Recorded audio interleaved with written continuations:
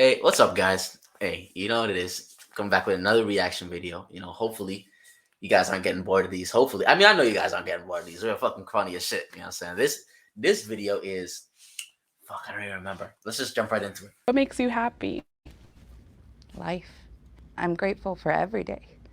Oh, that hit. Um, Sorry, I'm like kind of getting emotional in this interview, just because I've been through like a rape situation, and so I'm really thankful that you're sharing your story because I feel like a lot of people need to hear about this, and I really appreciate you just for speaking out. Yeah, thank you so much for being here. What a warrior you are. Look at you. If you were alone in a room with someone who was human trafficked, what would you ask? How many abusers did you have? Was there ever a point where you thought this was going to be forever? Did you try to seek help from anyone? Hello, I'm Madison. What's your name?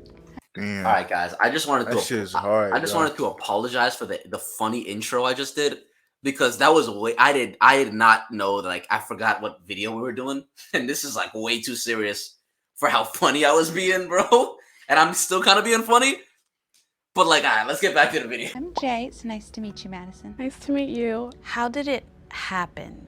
So I became homeless after I left home to escape some abuse at the hands of an extended family member. And I befriended some people who seemed like wonderful people. And then these two gentlemen began speaking to me about selling sex as a way of making a living. I rejected their offers because I was only a teenager, and later those two men came and took me and put me in the trunk of the car and drove off into the night. And that was the beginning of my exploitation.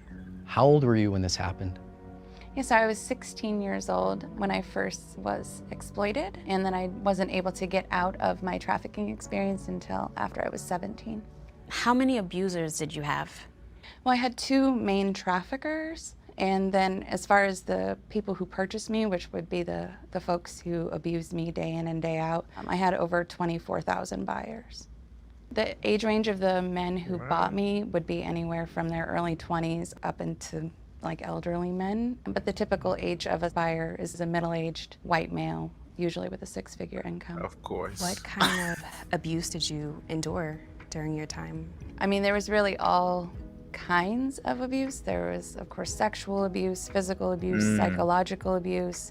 A lot of it was just also unpredictable. So you might have gotten paid with change, and I would give the change over to the trafficker, and then suddenly change is not acceptable, and now I'm being beaten with the change inside of a pillowcase to let me know not to ever take change again. And then the next night, I turned down a buyer who has change, and then I would get beaten because I didn't accept money. So it was really all about keeping us confused. How was your living condition during the time they kept you? Our living conditions were terrible. We lived in a terrible apartment, had literal mold covering all of the walls. We had no furniture except for one bed, but you couldn't sleep in the bed. We also weren't allowed food or water. We weren't allowed to pick out our own clothing. We weren't allowed to bathe. We didn't have human towels, trafficking? soap, toothbrushes. We had nothing. Was there ever a point where you thought this was going to be forever? And what got you through day by day? Yeah, so I thought every single day that this was going to be forever. And so I really just lived moment to moment. I frequently dissociated. That was probably one of the biggest savers for my brain. I am very grateful for my ability to dissociate and remove me from situations that would have otherwise broke me mentally. Did you try to seek help from anyone? So I did not try to seek help while I was being trafficked. One, because they had drilled it into our heads that if we went to the police that we would be arrested because we were criminals, we were prostitutes. What do you think about the people who paid or got access to you through the traffickers? Do you think they knew what was going on, and what do you think they were doing there? I don't think that all the buyers were aware I was being trafficked, though a lot of them did ask questions about my pimp, so they definitely knew that I was under somebody else's control and that my profits would be going to another person. Any buyer who wants to help you, that just means that they want to take you home and make you their personal slave, and that didn't really seem like a good idea. As far as what I think about buyers, it takes a certain level of entitlement. Whatever is going on in their life, whether it's under the guise of being lonely or having sex as a quote unquote need versus what it actually is it's a want. You know, air and water and food are a need. They give themselves permission. Oh, so what the fuck was this dude hair, bro? I don't know if he has a ponytail. I don't get his hairstyle, bro. He looks like one of the human traffickers. I hate to keep you making know. jokes, But all in serious note though, like I didn't. That's not human trafficking at this point. You can't drink water. You can't eat. You can't sleep. that's like slavery, bro. Why would I? Why so at this point, you don't smell good. Like I hate to say this, like if I was a human trafficker, right? I'll make sure that the woman that I'm pimping out she's healthy. She's eating, she's drinking and shit. She's like at her peak. Because at that age, I'm not gonna. It's just ridiculous. Like I hate to say this that way. I hate to even trying to make an example out of that too, because it was just fucking weird how you couldn't eat and drink. So at this point, it's slavery. They're Seriously, it's not really human trafficking at this point. It seems like I don't know if she's black or Spanish or mixed, but it seems like it was not even human trafficking. It's on the verge of like torture. Yeah, she was just being. Yeah, exactly. This is human trafficking is when the woman is beautiful, she's gorgeous, and they film her to do some dirty shit like sex or. But also, dude, she looks like she's about 30 in her mid 30s. Right. She said she was 16, 17 when it happened. So that was, dude, 15, 20 years ago. I'm sure crazy shit went by. Yeah, I see. In order to make me an object of pleasure for them, that's not somebody who I can have empathy or sympathy for. How do you feel about sex work? So I personally do not believe that sex work is work. I think the lowest statistic. Let's go. Speak the truth. Finally, somebody says it, yo. Is this Jubilee? Damn, yeah, this is Jubilee. Shout out to you. She knows the truth. Damn. She's seen the dark, evil sides of society, and she knows what's on the other side. Yeah, for some of you ladies out there who's doing OnlyFans, sex work is not work. Get that? I don't care how many degrees you got. It is not work. 87% of people who are in exploitation, even if they're choosing to be there, that they feel trapped and there is not a way out, and so they continue. And if somebody feels trapped, is that really consent? If somebody would rather say no, is that consensual? And are we okay with that? How did you escape? Yeah, so we would frequently move hotels and hotel rooms, and a hotel employee saw this group of young girls getting in a car with these two older gentlemen, thought something didn't seem right, and so they contacted law enforcement. Unfortunately, the state that I was in is one of half of the states that charge children with prostitution. Damn. So even though I was abducted and trafficked, the police arrested me. I was arrested and charged with prostitution and aggravated money laundering for taking money from the buyers and giving it to my traffickers. Yeah, it's all set up. Wow. That is fucking crazy. That's fucked up, dude. So you're telling me that you were forced to do something you didn't want to do, but the police are. You had the police are. Useless these niggas are, bro. Dumb and stupid. You fucking arrest a 16, 17-year-old girl, bro. Because you thought she was laundering money and wanted to do prostitution. Dude, you know what I bet happened too? They got them. They're all like, not even, they weren't like, are you okay? They get them and they handcuff the girls, probably. They probably like, oh, freeze. Handcuff these bitches. Shove them back in the truck. And they make her sit like this in the back of a fucking cop car, bro. That's fucking, oh my God. I hate to say this, man. Some of you police out there are just the dumbest, yo. I don't know if I told you this story. This is a lady I was giving a ride to. She was like not having, she didn't want to talk, but I also make her talk. Long story short, somebody hit her from the back and drove off. So she got a hit and run, right? And then there were 4 cruisers at Starbucks and saw that what happened. They all drove to her instead of chasing the fucking dude or the girl that hit the lady. They all drove to this lady who just got hit. She's in shock. Her car was total loss. The bumper was gone. Front and back, everything was gone in her car. She got a little Toyota Prius. Everything was just destroyed. 4 cruisers ran up to her. Are you okay? All these niggas- Are you okay? Are you okay? 4 of them, not even one chased the other car to try to stop it or try to block the vehicle from coming or doing the same thing to another person. It was a hit and run. Lady's like, yo, she even said it. She said, those cops were dumb at Starbucks, right in front of Starbucks. That shit happened, and there were 4 cops, bro, 4 cruisers. They're like, yo, lady, you good? Lady's like, are you serious? Yeah. Offer any resources to help you or anything, or? No. How long were you in prison? Yeah, so I was held for 40 days in this maximum security facility. My 2 traffickers each served 10 days for their crimes. They took plea deals. Wait, what country were you in? Bro, do you hear what she said? She said she was for 40 days. The traffickers were in for 10 days. What country is that? I'm sorry. Yeah, I know we make a lot of jokes on this channel, on the reaction videos and stuff. But so seriously, like, and such a, I want to say this seriously. To you, the woman who's been through this, mad respect to you. I know we talk a lot of shit about white women on this channel, Oh, she's But- white? I mean, she looks it, but regardless, you clearly have broken through a little bit. You've seen what the fuck is good with this world. And honestly, my condolences to what happened to you. Funny enough, it seems like you become a stronger person on the other side for it.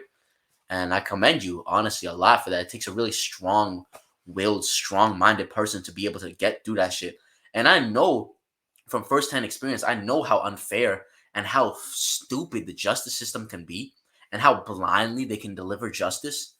And yeah, no, seriously, man, it's shout out to you. You're a lot stronger than you look. You know what I'm saying? I will say I judged you a little bit from the first, just how you look appearances wise, but I'm not gonna let that hold me back on seeing that you as a stormtrooper. You know what I'm saying? You made it through the storm. So yeah, seriously, shout out to you. My main abductor, the one who I spent the most time with, he has never been to prison, and he is not a registered sex offender, as he is not seen as a danger to the community.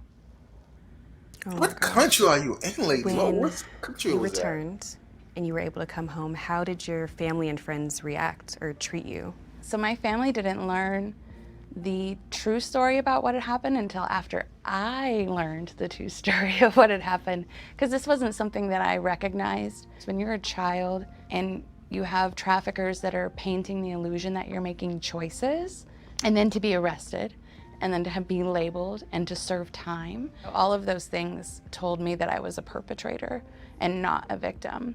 So when I came home, what I came home to was a family who believed that I was a criminal. And so I was treated as very lucky to have a space to even come to after what I had decided to do. And so it wasn't until I had gone through a pretty significant amount of therapy that I could speak to my parents about it. Do you find yourself like a lot more hyper aware of your surroundings today compared to before? I am very hypervigilant because I was taken after a knock on the door. If somebody knocks on my door, I don't answer it. Like to this day, I don't even get up. I'm not even the least bit curious about what's on the other side of that door. Now that you have some perspective and it's been years since it's happened, would you consider yourself a victim or a survivor? Both. I am not ashamed of being a victim. I have nothing to be ashamed of. I was a victim of 2 people who purposefully perpetrated these crimes against myself, and I am also a survivor because I'm not currently in that situation, and I can speak to the other side of what it's like to come out of that situation. If you could write a letter to yourself from that time, from like the beginning, what would you write and how would you encourage that version of you, that part of you? I think really just recognizing I don't know why she's that so happy. I don't know why she's so happy. That's so weird. That's the white bitches. She was like, if you could write, this is the wrong shit. She's way more. The girl who's been through it is way more advanced than you, bitch. Yeah. So stop acting like you're trying to do these psychological tricks and these self-help things. This bitch is arrived. You are the one who's fucking cheating on your man out in the club and shit. You know what I'm saying? Getting drunk with some white bitches at the fucking club on Thursday. No, I mean, it just pissed me off. It's weird, bro. That's a crazy fucking story, and I love her answer, bro. I know this. It's fucked up to say this, right? But I really wish more white women and more women in general had her mentality. Yeah. And it sucks to see that a woman has to go through something this devastating to get to that level of awareness. I just want to know if you guys are watching this. I just want to know what country that allows sex trafficking. Dude, But she was in America. America? Yeah, dude. You She, should- she said the state. It was the state. She said the state. All right. She didn't say in America, So but I know she tell was in me America. what state, because I know Massachusetts where I'm at. It's not gonna allow. That's not gonna fly. I tell you that right now. But you guys can comment below what state that you guys know that allows the traffickers not to go to prison, or the main guy or the pimp all end up getting arrested but only stay for 10 days, where the women stay there for 40 days, if not more. So if you guys can comment below the state that she was in, or even if you even heard her before, heard her story in the past. I'm just a curious guy, you know. I'm just looking for some answers, because it's gonna tell me not to go to that state. Right. My fault. Even to this day, I still have a hard time having empathy for little me. But then when it comes to old me, when I think about me, when I don't have physical control of my body, when once again I am at the mercy of other people, that scares the heck out of me. And so I try to hold empathy and space for young me, and then I really think about encouraging the older version of myself who's going to have all of these triggers and a real loss of control. This is very special to me to be able to talk with you. I was assaulted some years ago, so I can't even comprehend your story and your experience, knowing how that experience has shaped and changed my life. Thank you again for sharing. I really. So are you a victim or survival? I'm curious. Are you a victim or survival? Like, you know, the story you told. Why would you even say that? You know, I just this white bitch. Bro, I won't even say nothing about you because you pissing me off a little too much. I know I'm gonna say something out of pocket. You know, but with the actual woman, one of the only women I've actually seen on Jubilee's channel, who's mature and aware. Yeah. Shout out to you. That was such a strong answer she gave, though, right? She's like, I'm a victim and I'm a survivor. It's people are victimized, you know. It's not wrong to say I've been attacked and I've been victimized, and they're not mutually exclusive either. You can say I'm a victim and a survivor, right? You know, because I think about that like the Black community, right? Yeah. It's like the Black community has been victimized and disenfranchised and beat down. Especially when she tells the story, she's not even angry. She's not upset. She's not like throwing some masculine energy out there. No, they wrong. They fucked up. Look at how I turned out to be. Yeah. I'm a survivor and I'm a fucking victim. You know, she's like well put together. I could really see that. You know, the whole shaving head thing, I'm guessing that's so traumatic of her past or what happened to her, obviously. Yeah, granted, she's been through a lot. She's been through a lot, and you know, I respect that. You know, I totally get it that she said she don't want to go outside anymore. She just wants to stay inside. She doesn't care about what's going on in the other side of the door. You know, I get it. I respect trauma that, is real, man. I'll be the same way. Shit, it's crazy. What makes you happy? Life. I mean, I shouldn't be alive. I'm grateful for every day. Oh, that hit. Sorry, I'm like kind of getting emotional in this interview, just because I've been through like a rape situation, and so I just feel like it's bringing me a lot of clarity talking to you, even though like it's been hard for me to ask certain questions. But I'm really thankful that you're sharing your story, because I feel like a lot of people need to hear about this, and I really appreciate you just for speaking out. Yeah, thank you so much for being here. What a warrior you are. Look at you.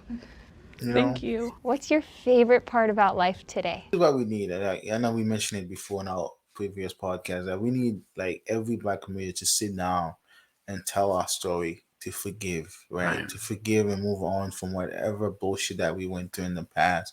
How Black men treat Black women, and how Black women treat Black men. I think, because I could see what she was going with that, obviously.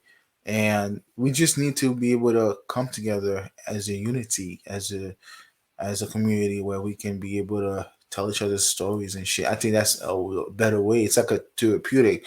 Instead of going seeing a fucking therapist and we're writing down what the fuck's wrong with you and give you some fucking prescription pills and shit to take to get over your traumatic or your anxiety or depression or whatever you're going for. I mean, really, all of it. I love my life now so much. I have an insane amount of friends, and my children are the coolest people I have ever met. I don't know why I'm so lucky. Being seen for myself, for the first time in this phase of my life, it's just such a gift. It's such a gift to feel genuine love for who I am. Wow. I'm happy that it's over for you and you get to live your life, and I'm here for you and I can't wait to meet you on the other side. You did amazing. Thank you so much. Oh my gosh, you're so brave coming and talking about this stuff. Yeah, man.